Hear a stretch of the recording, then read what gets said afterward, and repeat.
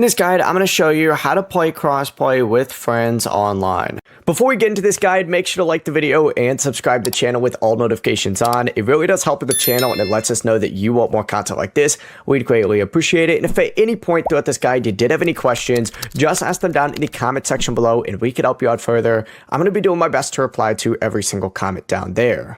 Now, first things first, go ahead and make sure that you have crossplay turned on. This is actually in your settings. So if you open up your game settings right here, the second tab across the top is crossplay. You need to make sure this is turned on first.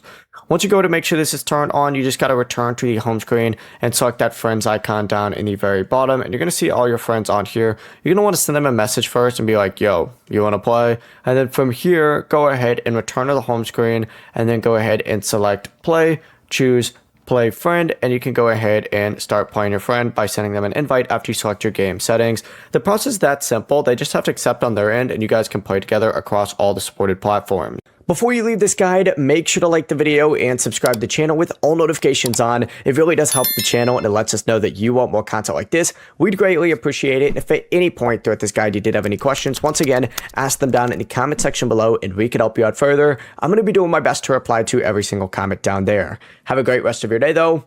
Peace.